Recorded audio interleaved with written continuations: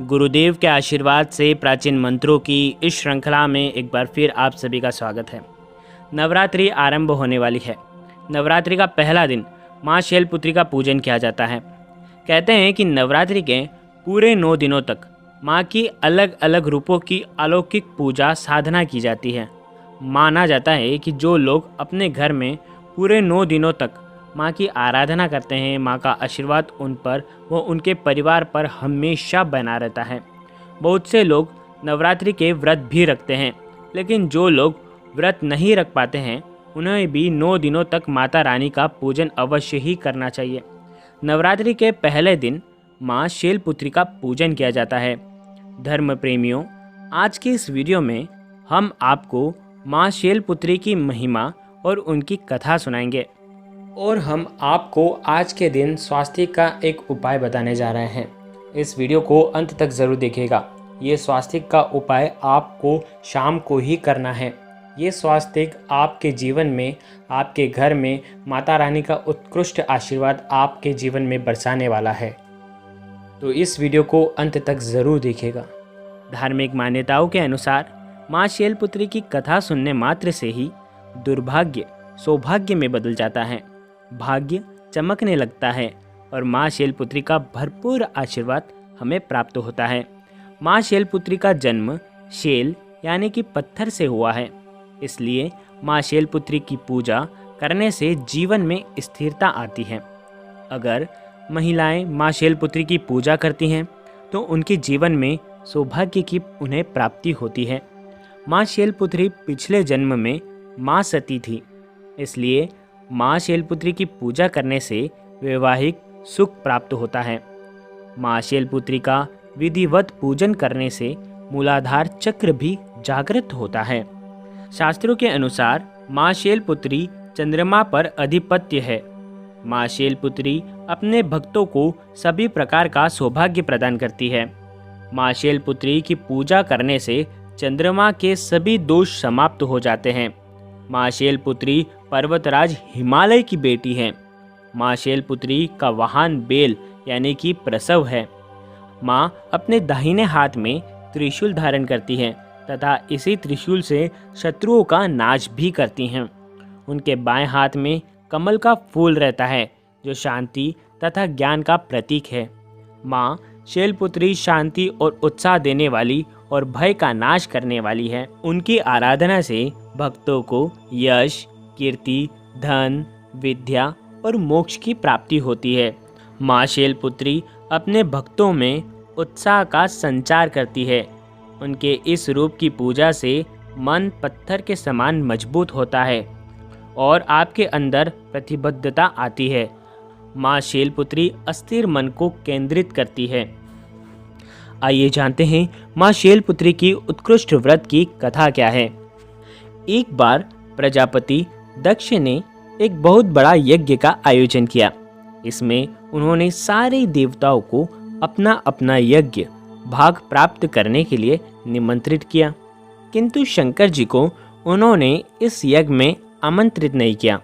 सती ने जब सुना कि उनके पिता एक अत्यंत विशाल यज्ञ का अनुष्ठान कर रहे हैं, तब वहां जाने के लिए उनका मन विकल हो उठा। अपनी यह इच्छा उन्होंने शंकर जी को बताई। सारी बातों पर विचार करने के बाद उन्होंने कहा, प्रजापति दक्ष किसी कारणवश हमसे रूठे हुए हैं। अपने यज्ञ में उन्होंने सारे देवताओं को निमंत्रित किया है, उनके यज्ञ भाग भी उन्हें समर्पित किए हैं, किंतु हमें जानबूझकर नहीं बुलाया, कोई सूचना तक भी नहीं भेजी। ऐसी स्थिति में तुम्हारे वहाँ जाना किस प्रकार भी श्रेयस्कर नहीं होगा। शंकर जी के इस उपदेश से सती का प्रबोध नहीं हुआ। पिता का यज्ञ देखने वहां जाकर माता और बहनों से मिलने की उनकी व्याकुलता किसी भी प्रकार कम न हो सकी।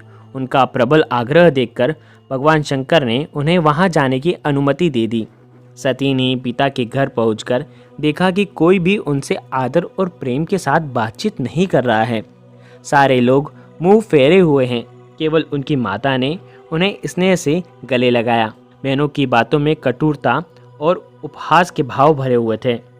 परिजनों के इस व्यवहार से उनके मन को बहुत कष्ट हुआ। उन्होंने यह भी देखा कि वहाँ चतुर्दिक भगवान शंकर के प्रति तिरस्कार का भाव भरा हुआ है। दक्ष ने उनके प्रति कुछ अपमानजनक वचन भी कहे। यह सब देखकर सती का हृदय क्षोभा, ग्लानि और क्रोध से भर उठा। उन्होंने सोचा, भगवान शंकर की बात न मान यहाँ आकर मैंने बहुत बड़ी गलती की। वे अपने पति भगवान शंकर के इस अपमान को सहन न कर सकी। उन्होंने अपने उस रूप को उसी समय वहीं योगाग्नि द्वारा जलाकर भस्म कर दिया। व्रजपात के सामने इस दारुण दुखद घटना को सुनकर शंकर जी क्रोधित हुए। अपने गुणों को वहां पर भेजकर दक्ष के उस यज्ञ का पूर्णतः विध्वंस करा दिया। सती ने योगाग्नि द्वारा अपने शरीर को भस्म कर अगले जन्म में शैलराज हिमालय की पुत्री के रूप में जन्म लिया। इस बार वे शैलपुत्री नाम से विख्यात हुई। पार्वती, हेमवती भी उन्हीं के नाम हैं। उपनिषद की एक कथा के अनुसार इन्हीं ने हेमवती स्वरूप से देवताओं का गर्व भंजन किया था। आइए जानते हैं माँ शैलपुत्री की नवरात्रि के प्रथम दिन उत्कृष्ट पूजा विधि, जिससे हमारे जीवन में आएगी स्थिरता और हम पर माता रानी का उत्कृष्ट आशीर्वाद हमको देखने को मिलेगा। माँ शैलपुत्री का पूजन करने के लिए नवरात्रि के पहले दिन आपको सुबह उत्तम मुहूर्त में उठकर जल स्नान करने के बाद आपको घर के उत्तर पूर्व दिशा में यानी कि ईशान कोण में विधि पूर्वक विधान से कलश की स्थापना करनी चाहिए। नवरात्रि के 9 दिनों तक व्रत रखने का आपको संकल्प करना चाहिए और माता रानी का पूजन करना चाहिए। फिर एक लकड़ी के पाटले पर आपको लाल रंग का कपड़ा बिछाकर उस पर माँ शैलपुत्री की प्रतिमा या तस्वीर रखना है। फिर सबसे पहले कलश के सामने आपको एक दिया जलाना है। पुष्प, फल, मिष्ठान आपको अर्पित करना है। फिर भगवान श्री गणेश, माँ दुर्गा, नवग्रह देव और समस्त देवी देवताओं का आपको आह्वान करना है। इसके बाद माँ शैलपुत्री का आपको पूजन करना है। माँ शैलपुत्री की तस्वीर स्थापित करने के बाद आपको नीचे लकड़ी की चौकी पर लाल वस्त्र बिछाने के बाद इसके ऊपर केसर से शम लिखें और उसके ऊपर आपकी मनोकामना पूर्ति गुटिका रखें।